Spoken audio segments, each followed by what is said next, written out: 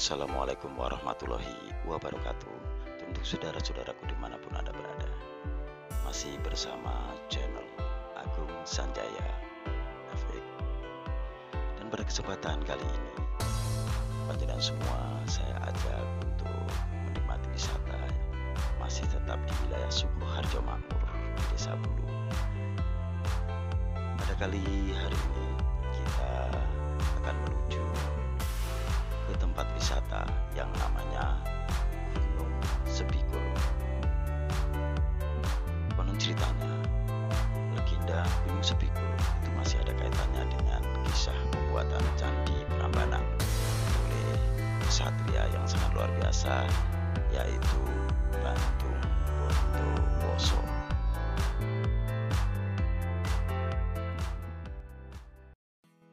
Dan suasana alam yang sangat sejuk dan pepohonan yang sangat rindang, kita bisa menikmati suasana alam yang sangat luar biasa. Dan di Gunung Sepikul itu juga banyak sekali para pengunjung. Tentunya untuk bermain anak-anak juga sangat indah. Juga banyak sekali para pedagang yang menjajakan dagangannya di situ. Saudaraku yang saya hormati, yang saya sayangi,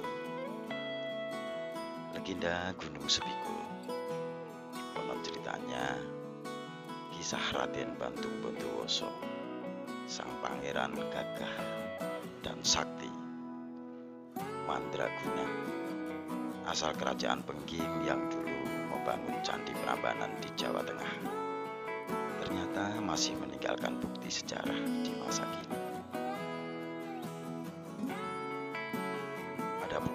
Sejarah itu salah satunya adalah Gunung Sepikul, sekitar 20 km arah selatan Kabupaten Sukoharjo Makmur.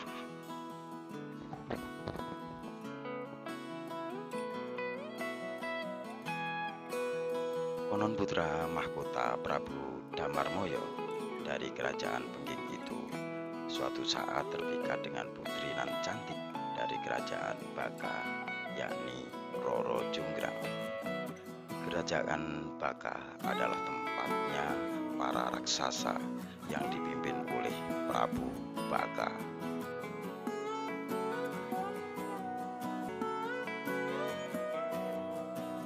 Baka memiliki pembantu setia bernama Patih Kubala. Mereka berasal dari bangsa raksasa yang gemar memakan manusia. Meski memiliki kerajaan yang subur dan makmur, tapi tak menyurutkan niat Prabu Baka untuk memperluas kekuasaannya.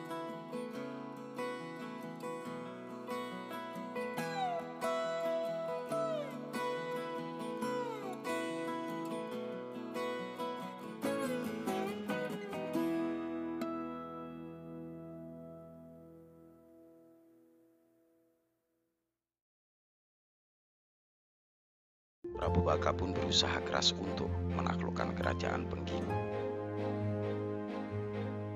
Mana kerajaan Pengging itu adalah tempat Bantung Bondowoso tinggal. Untuk mewujudkannya, Prabu Baka turut serta mengajak Patih Kubala melatih bala tentara untuk mempersiapkan perang habis-habisan melawan Bantung Bondowoso. Raksasa itu atau sang raja raksasa itu mengumpulkan biaya perang dari hasil pajak dari rakyat. Setelah semua persiapan matang, Prabu Baka dan tentaranya langsung menabuh genderang perang. Pertempuran antara bala tentara kerajaan Baka melawan Pengging meletus. Bala tentara kerajaan Baka langsung menyerbu Pengging. Pertempuran meletus di kerajaan Pengging. Banyak korban berjatuhan demi mengalahkan pasukan Raja Baka. Prabu Damarmoyo mengutus Bantung Bondowoso bertempur melawan musuhnya. Strategi Prabu Damar cukup sukses. Raja Baka akhirnya tewas di tangan Bantung Bondowoso. Singkat cerita, Kesuksesan Bondowoso yang mengalahkan Raja Baka pun sampai ke telinga Roro Jonggrang. Mendengar ayahnya dikalahkan dan kerajaannya takluk pada Bengging, membuat Roro Jonggrang shock dan meratapi kematian ayahnya.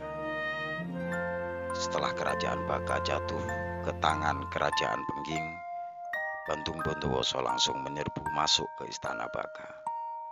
Dan saat melihat Roro Jonggrang, ketika Bantung Bondowoso terpikat hatinya oleh kecantikan Roro Jonggrang, Bondowoso akhirnya melamar Roro Jonggrang, tapi ditolak oleh yang bersangkutan.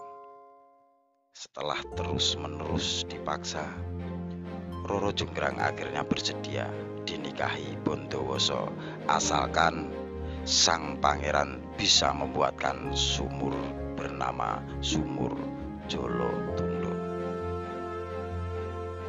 Dibantu dengan kesaktiannya, Bantung Bondowoso yang menyanggupi syarat pertama bergegas membuat Sumur Jolo Tundo.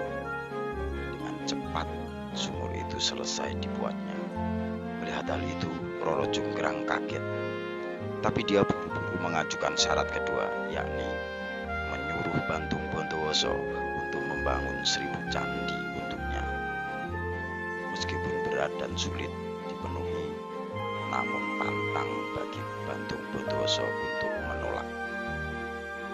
Pangeran Bantung Bondowoso yang sakti mandraguna tersebut mengeluarkan ilmu saktinya dengan berbagai lalakon, bersemedi, bertapa, hingga mengerahkan makhluk halus seperti jin, setan dari bumi juga dilakukannya, agar pembuatan 1000 candi yang sudah mencapai 999 buah itu bisa selesai.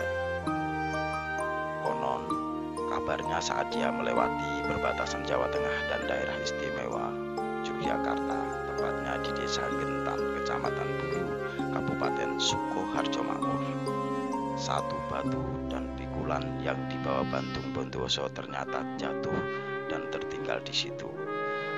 Keinginan menyelesaikan 1000 candi pupus. Sebagai gantinya, Roro Jonggrang dijadikan candi ke-1000. Dan sampai sekarang, bagi warga setempat pun, pengendara yang lewat di jalan raya sekitar Kecamatan Bulu masih bisa melihat tanah sepikul yang ditinggalkan Bantung Bondowoso.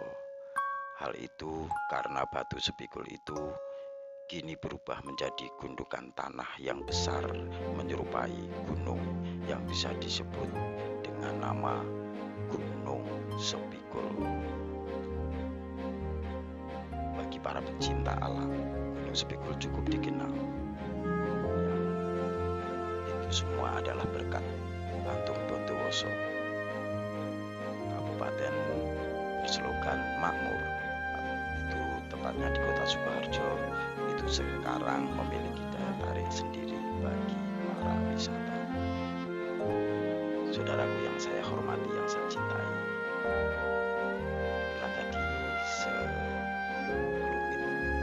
cerita, itu pun juga konon ceritanya dari para sesepuh yang ada. Tentunya saudaraku semuanya itu sudah bisa menikmati suasana alam yang ada di Gunung Sepikul dengan pepohonan yang rindang, yang sejuk. Maka daripada itu, marilah kita semua menjaga kelestarian alam tinggalan nenek moyang kita. Jangan sampai kita merusak alam. Kita rawat dengan baik, kita jaga kebersihannya, supaya alam Indonesia bisa lestari. Saudaraku yang saya hormati, kita menuju ke tempat atas. Kita naik kurang lebih ya, kalau ditempuh jalan kaki lumayan sih. Tentu kita capek, soalnya apa, kalau kita naik ojek nggak bisa naik. Kita harus menempuh dengan jalan kaki.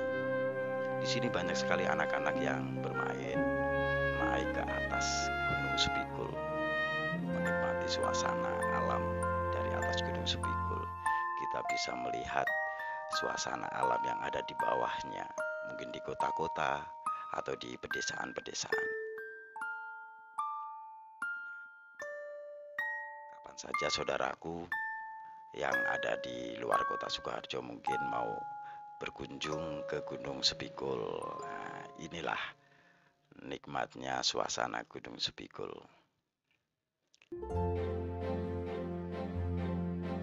Gunung Sepikul ini ternyata banyak sekali sejarah ya. Sejarah itu yang perlu kita ingat-ingat. Makanya jangan sampai melupakan sejarah. Bisa dibilang katanya jas merah begitu.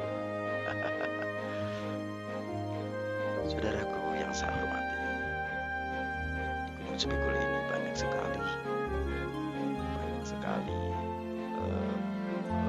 binatang ya, mungkin juga burung, kera itu juga ada, tapi itu semua harus dijaga kelestariannya.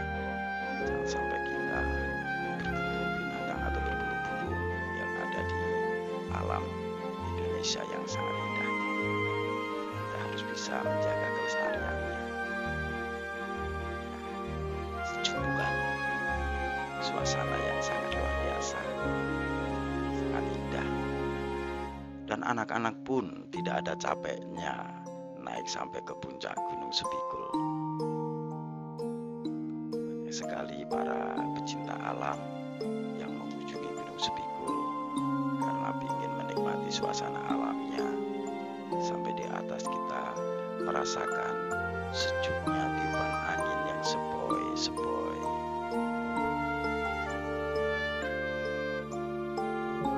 Ternyata di kota yang berslogan makmur ini banyak sekali tempat pariwisata yang sangat indah, yang sangat luar biasa. Tentunya saudara-saudaraku yang ada di luar kota Sukoharjo penasaran kan? Kalau penasaran, suatu saat kalian semua akan saya ajak keliling-keliling ya. Insya Allah saya ajak keliling-keliling untuk menikmati suasana alam wisata di daerah kota Sukoharjo makmur ini.